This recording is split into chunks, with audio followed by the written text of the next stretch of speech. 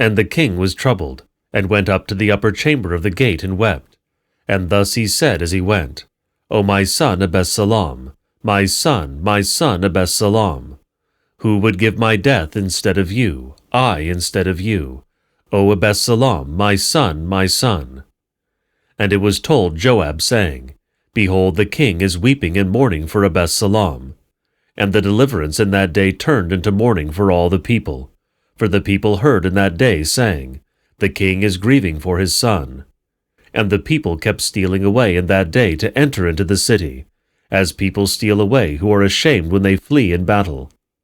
And the king covered his face, and the king cried with a loud voice, saying, O my son Absalom, O Absalom, my son. And Joab went into the king into the house and said, Today you covered with shame the face of all your slaves who delivered you today, and the life of your sons and your daughters, and the life of your wives and your concubines, to love those who hate you, and to hate those who love you. And you proclaim today that neither your commanders nor servants exist. For I have perceived today that if Absalom were alive, all of us would be dead today, that then it would have been the right thing in your sight. And now arise, go out, and speak to the heart of your slaves. For I swore by the Lord, that unless you shall go out today, if a man shall lodge with you this night, and observe for yourself, this will be evil for you, even beyond all the evil that has come upon you from your youth until now. And the king got up and took his seat in the gate, and all the people proclaimed, saying, Behold, the king is sitting in the gate. And all the people entered in front of the king. And Israel fled, a man to his coverts.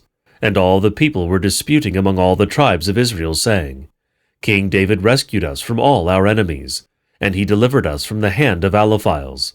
And now he is fled from the land and from his kingdom, from Absalom. And Absalom, whom we anointed over us, died in the battle. And now why are you quiet about bringing the king back? And the word of all Israel came to the king.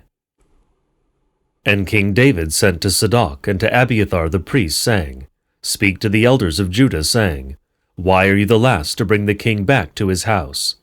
And the talk of all Israel came to the king, You are my brothers, you are my bones and my flesh, and why are you the last to bring the king back to his house? And you shall say to Amasai, Are you not my bone and my flesh? And now, this is what God may do to me, and this is what he may add, if you shall not be commander of the force before me all my days instead of Joab. And he inclined the heart of every man in Judah as one man, and they sent to the king, saying, Return, you and all your slaves.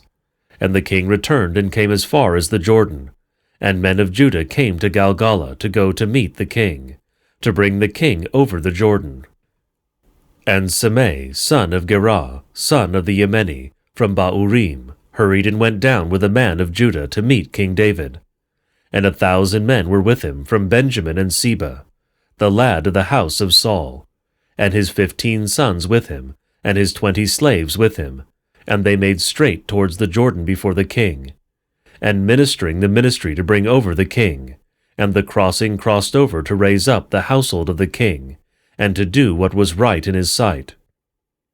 And Shimei, son of Gerah, fell on his face before the king, as he crossed over the Jordan, and said to the king, Let my lord not consider my lawlessness, and do not remember how much your servant did wrong in the day when my lord the king was going out from Jerusalem, so that the king put it in his heart.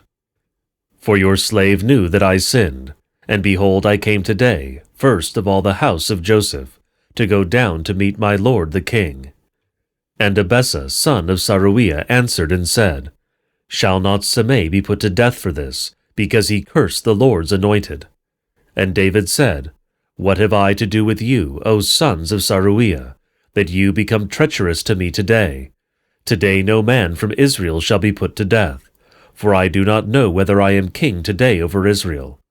And the king said to Shimei, You shall not die. And the king swore to him. And Mephibosheth, son of Jonathan, son of Saul, went down to meet the king. And he did not take care of his feet, nor pare his nails, nor make his mustache, and he did not wash his clothes. from the day when the king departed until the day when he arrived in peace. And it happened when he entered into Jerusalem to meet the king, that the king said to him, Why is it that you did not go with me, Mephibosheth? And Mephibosheth said to him, My lord, O king, my slave deceived me, for your servant said to him, Saddle the donkey for me, and I will mount up on it, and go with the king, for your slave is lame. And he played a trick on your slave against my lord the king. And my lord the king is like an angel of God, and do what is good in your sight. For all the house of my father were nothing but men of death to my lord the king, and you set your slave among those who eat at your table. And what right have I any longer even to cry any longer to the king? And the king said to him, Why do you speak any longer of your affairs? I said, You and Seba shall divide the field for yourselves. And Mephibosheth said to the king, And let him take indeed all, after my lord the king comes in peace to his house. And Barzillai the Gileadite came down from Rogelim, and crossed over the Jordan with the king, to send him out at the Jordan.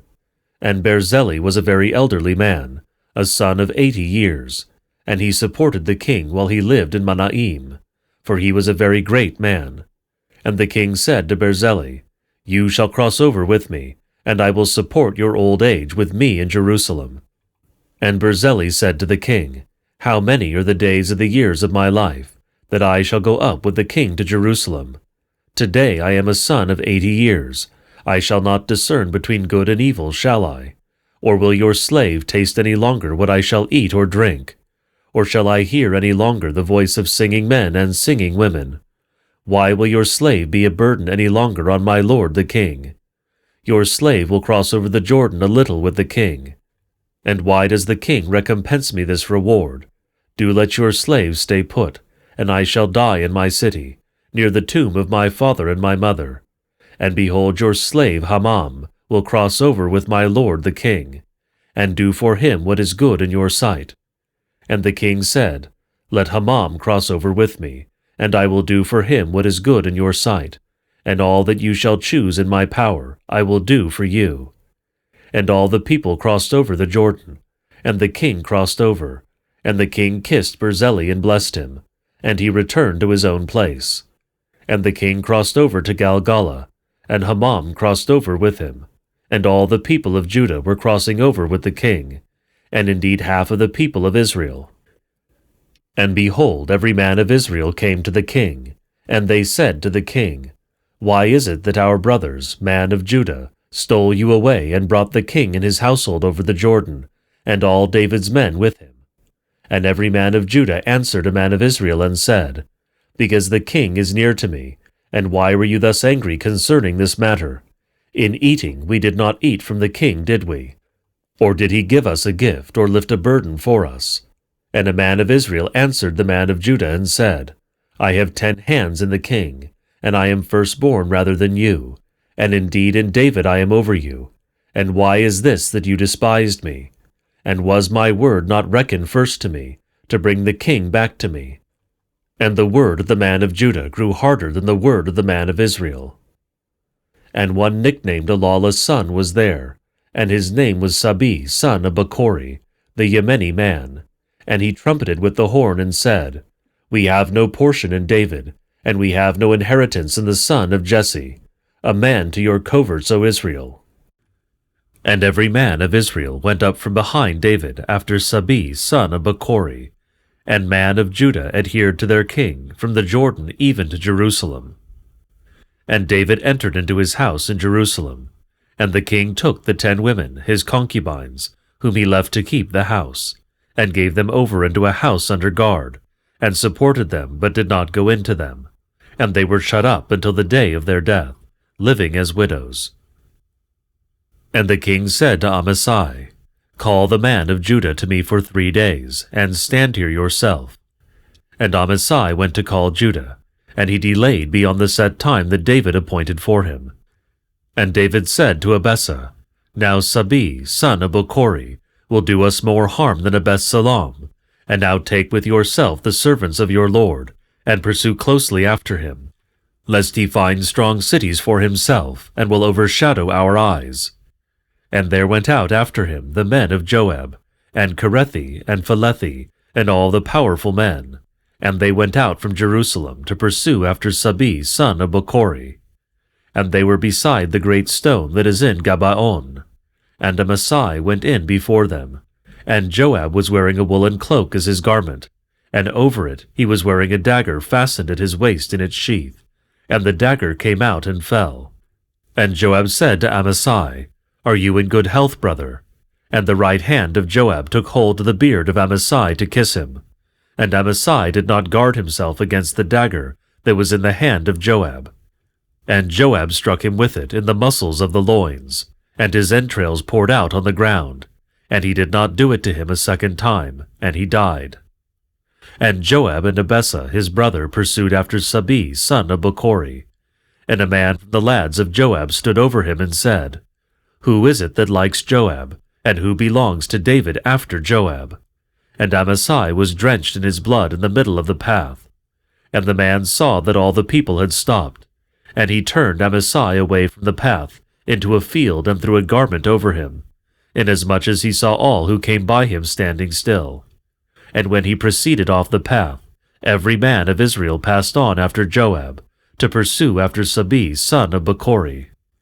And he passed through among all the tribes of Israel, to Abel and to Beth-maachah, and all in Kari both assembled and came behind him. And they came near and kept laying siege against him, in Abel and Beth-maachah. And they poured out a mound against the city, and it stood within the outer fortification.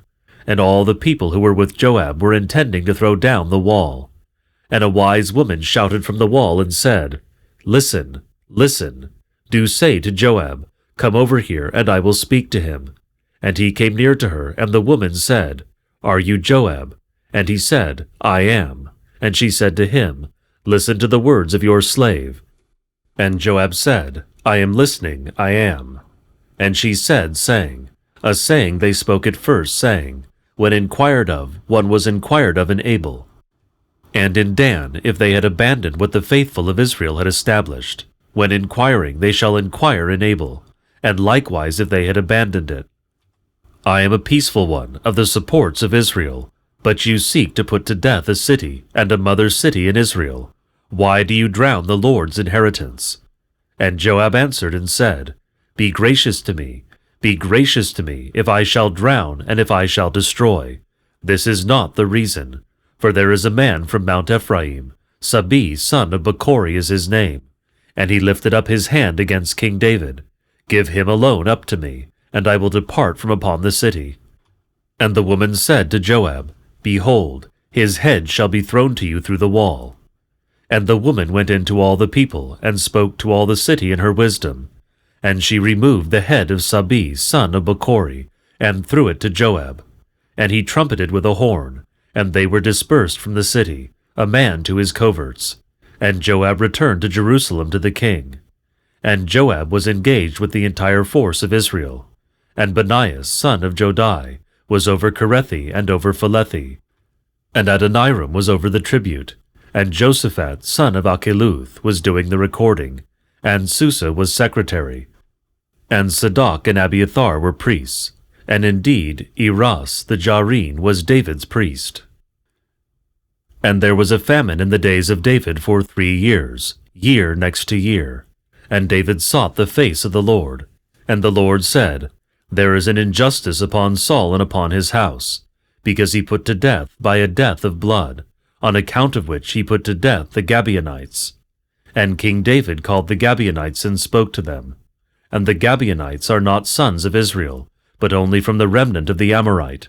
And the sons of Israel swore to them, and Saul sought to strike them, when he was zealous for the sons of Israel and Judah. And David said to the Gabaonites, What shall I do for you? And in what way shall I make atonement? And you will bless the inheritance of the Lord. And the Gabaonites said to him, For us it is not silver and gold with Saul, and with his house, and for us there is no man to put to death in Israel. And he said, What are you saying? And I will do it for you.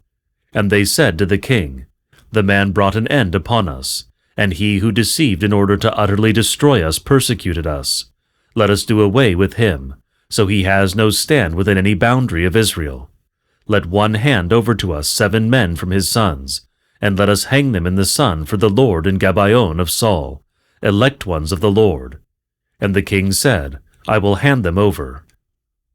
And the king spared Mephibosheth, son of Jonathan, son of Saul, because of the oath of the Lord that was between them, between David and Jonathan, son of Saul. And the king took the 2 sons of Respha, daughter of Aiah, whom she bore to Saul, Ermoni and Mephibosheth, and the 5 sons of Michal, daughter of Saul, whom she bore to Ezriel the Mulathi, son of Berzeli, and he gave them into the hand of the Gabaonites. And they hanged them in the sun on the mountain before the Lord. And the 7 themselves fell together. And also they were put to death in the days of harvest at the first, at the beginning of barley harvest. And Respha, daughter of Aiah, took the sackcloth and fixed it for herself to the rock at the beginning of barley harvest, until water dripped upon them from the sky. And she did not grant the birds of the sky to rest on them by day, or the beasts of the field by night. And it was told David what Respha, daughter of Aiah, concubine of Saul, had done. And they were released, and Dan, son of Joah, from the descendants of the giants took them down. And David went and took the bones of Saul, and the bones of Jonathan his son from the men, sons of Jabes Gilead, who stole them from the avenue of Bithsan, for the Aliphiles set them there, in the day when the Aliphiles struck Saul in Gelbui. And he brought up from there the bones of Saul, and the bones of Jonathan his son, and gathered the bones of those who were hanged in the sun. And they buried the bones of Saul, and the bones of Jonathan his son, and of those who were hanged in the sun, in the land of Benjamin, in the side, in the tomb of Kis his father. And they did all that the king commanded. And after this, God listened to the land. And the Aliphiles still had war with Israel. And David went down, and his servants with him, and they fought with the Aliphiles, and David was faint. And Jezbi, who was among the descendants of Rapha, and the weight of his spear was the weight of 300 shekels of bronze, and he was fitted with a mace. He also intended to strike David. But Abessa, son of Saruiah, came to his aid, and struck the Aliphile and put him to death. Then the men of David swore, saying, You shall no longer go out with us to battle, and you shall not quench the lamp of Israel. And after this there was still a battle in Geth with the Aliphiles. Then Sabacha the Hastatothi struck Seph, who was among the descendants of Rapha, and the battle was in Gob with the Aliphiles. And Elinan, son of Eriorgim, the Bethlehemite, struck Goliath the Gethite, and the shaft of his spear was like a beam of weavers. And there was still war in Geth. And there was a man of Madon, and the fingers of his hands and the toes of his foot were 6 and 6, 24 in number, and indeed he was born to Rapha. And he approached Israel, and Jonathan son of Shimei, brother of David, struck him. These 4 were born as descendants of the giants in Geth, to Rapha as a household, and they fell by the hand of David, and by the hand of his slaves.